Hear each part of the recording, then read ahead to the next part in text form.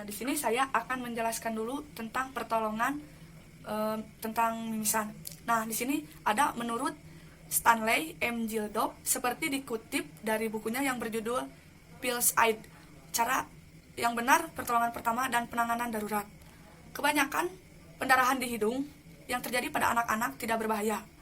Namun bila terjadi pada orang tua atau dewasa, hal ini dapat menjadi masalah yang serius dan membutuhkan penanganan medis. Nah, di sini ada 5 penanganan darurat. Yang pertama, mintalah korban untuk duduk dengan badan condong ke depan. Dan jaga mulut supaya tetap terbuka supaya darah tidak menutupi jalan napas. Nah, yang kedua, pencet hidung selama 15 menit, tekan di bawah tulang hidung pada bagian ujungnya. Lepaskan perlahan. Nah, yang ketiga, jangan biarkan korban melestiskan ingus. Apabila pendarahan harus berlangsung, pencet hidungnya lagi selama 5 menit dan pastikan korban tidak menelan darah yang keluar dari hidung. Yang keempat, apabila kain basah atau es yang dibungkus dengan kain, tempelkan pada hidung dan muka korban untuk mempersempit pembuluh darah.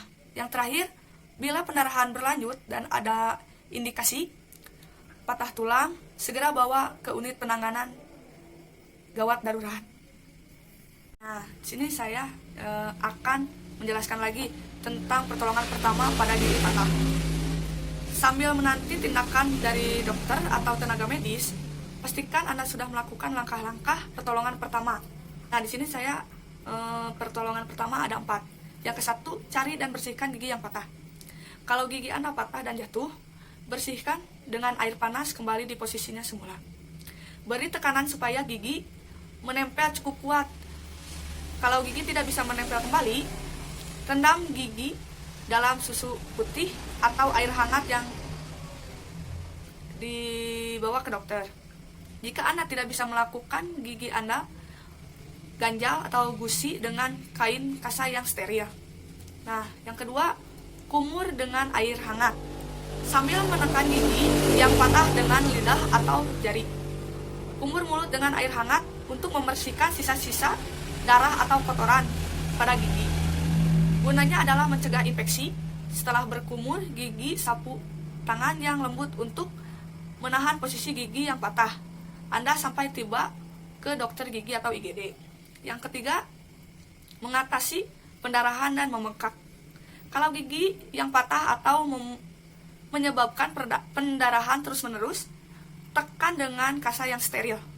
Jika tidak ada kasa, tahan dengan kain yang lembut atau sapu tangan yang sudah dicelupkan ke air yang dingin.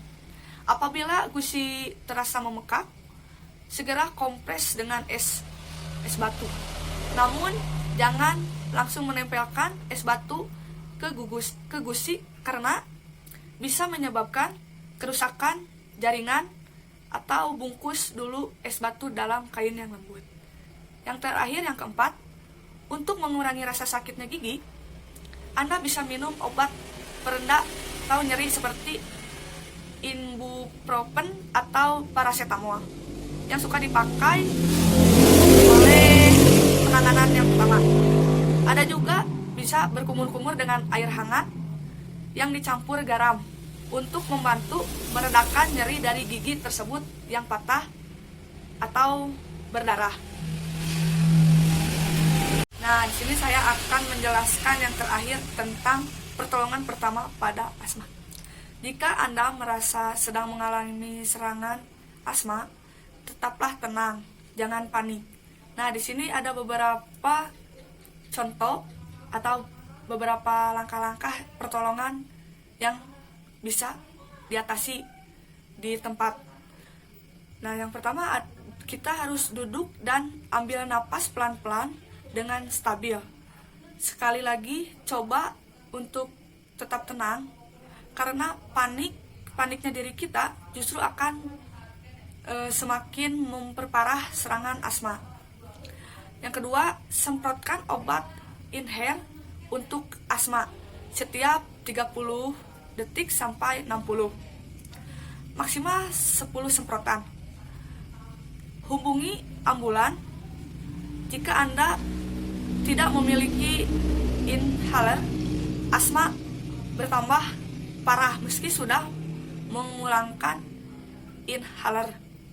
Tidak ada perbaikan menggunakan inhaler. Meski sudah menyemprotkan inhaler sebanyak 10 kali, atau jika Anda merasa khawatir atau panik. Jika ambulan belum tiba dalam waktu 15 menit, ulangi langkah yang kedua. Anda apabila melihat orang yang sedang mengalami serangan asma, Anda bisa membantunya dengan mempraktekkan pertolongan pertama. Yang ke-1, hubungi ambulan.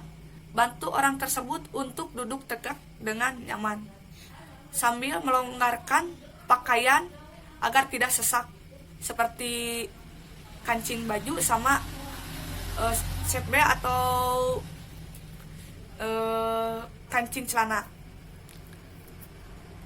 Terus jauhkan penderita asma yang sedang kumat dan kemungkinan pencetusnya seperti debu, udara yang dingin, atau hewan peliharaan. Tanyakan faktor pencetus asma pada penderitaan jika memungkinkan.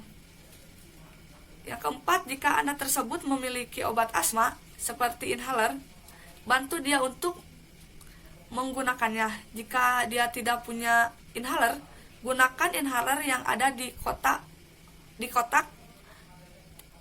P3K. Jangan pakai obat inhaler dari penderitaan asma yang lain. Untuk penggunaan inhaler, pertama-tama melepaskan tutupnya. Kocok atau lalu sambungkan inhaler ke dispenser dan pasangkan mouthpiece pada speaker. Setelah itu, tempelkan on-pitch pada mulut penderita. Untuk usahakan agar mulut penderita menutupi seluruh ujung mouthpiece. Ketika penderita mengalami napas pelan-pelan atau perlahan-lahan, tekan inhaler 1 kali.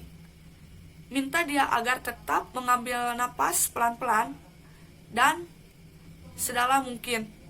Kemudian tahan napas selama 10 detik.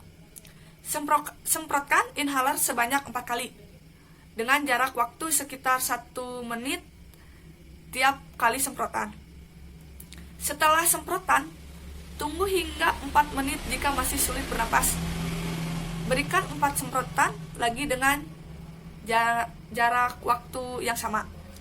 Jika tetap tidak ada perubahan, berikan 4 semprotan inhaler setiap menit sekali, sampai ambulannya tiba ke tempat orang yang kena serangan asma.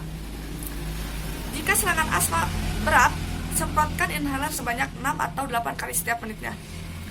Jika Anda mengalami serangan asma atau melihat orang lain mengalaminya, segerakan minta pertolongan dengan hubungi ambulan yang tadi saya jelaskan.